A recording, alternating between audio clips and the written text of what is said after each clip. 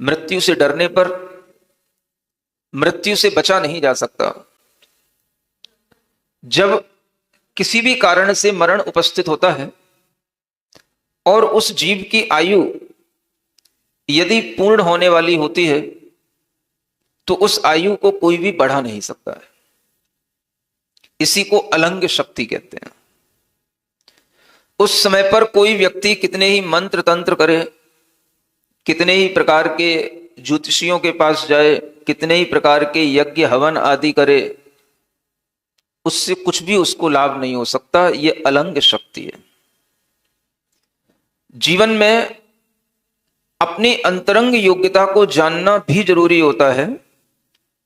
और कभी कभी अगर हमारे अंतरंग में इस तरह के कर्मों का उदय है जो हमारे जीवन को कहीं पर भी क्षत विक्षत कर सकता है, तो उसको परिवर्तित भी किया जा सकता है और नहीं भी किया जा सकता है। अतः कि कर्मों के उदय पर यह निर्भर करता है कि हम उसको कितना परिवर्तित कर सकते हैं। कभी कभी आप लोगों ने यह सुना होगा कि हमारी हाथ की रेखाओं में कहीं ना कहीं छिन्न भिन्न भी आयु होती है। आपने सबने अपने हाथ ज्योतिषियों को दिखा रखे होंगे। कभी ज्योतिषी कहता होगा कि आपकी आयु कहीं पर जाकर के आयु रेखा टूट रही है। आयु की रेखा होती है हाथ में लंबी सी, देखते हो, देख लेना।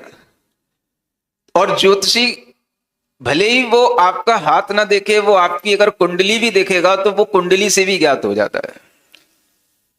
हाथ की रेखाओं से भी, आयु रेखा से भी ज्ञात हो जाता है।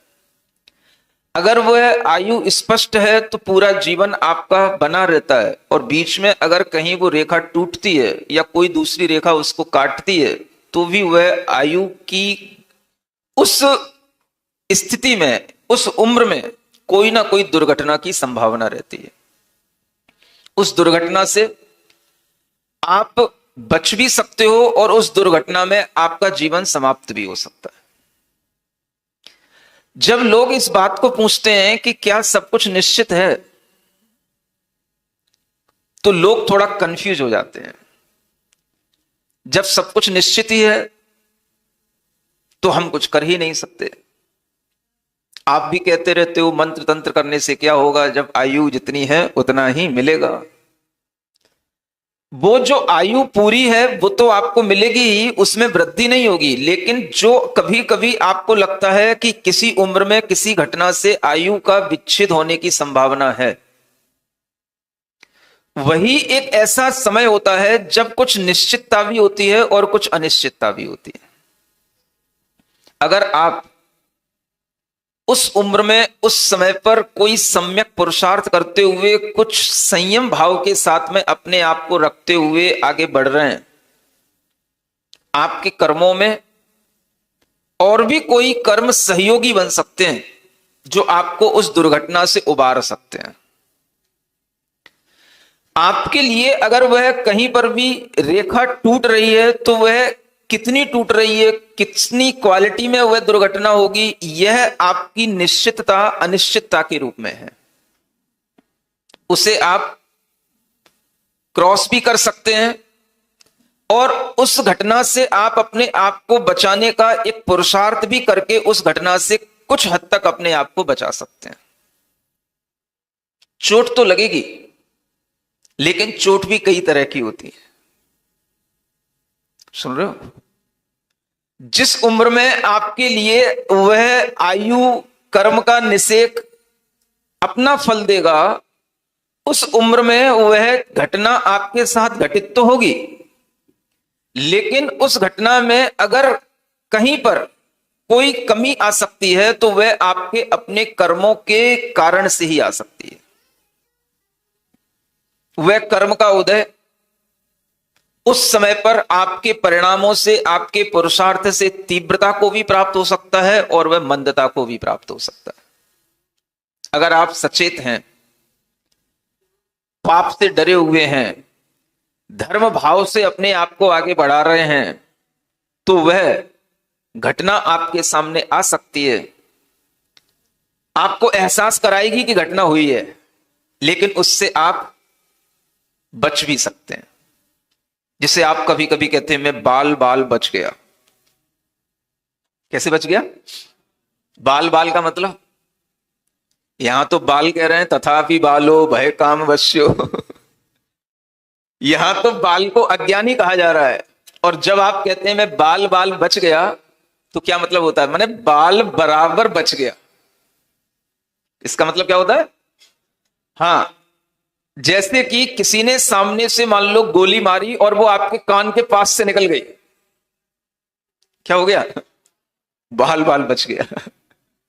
किसी ने आपके ऊपर सामने से हथियार फेंका और वो बिल्कुल आपके सिर के ऊपर से निकल गया छूते हुए, क्या हो गया? बाल बाल बच गया। आपकी गाड़ी चलती चली जा रही थी और वो सामने ट्रक में घुस भी गई, लेकिन फिर भी आपके लिए उसी समय पर ब्रेक लगाना हो गया और वह बिल्कुल गाड़ी टूट भी गई, आगे का हिस्सा खराब भी हो गया, लेकिन वह आपके लिए कोई चोट तक नहीं पहुंच पाई, आपके पास तक वह चोट नहीं आ पाई। क्या हो गया? बचते हो ना कई बार। इसको क्या बोलते हैं? बाल बाल बच गया। ये कैसे बच गया? सुनते हो? ये भी बच गया, ये भी बच गया, ये बाल बाल कैसे बच गया? अब ये जो बच जाता है, वो बचने का भी उसका अपना एक पुरुषार्थ होता है। और वो बचना वो नहीं है जो गब्बर कह रहा है ये भी बच गया वो भी बच गया और फिर आखिरी में वो सब उसकी गोली के नीचे आ जाता है।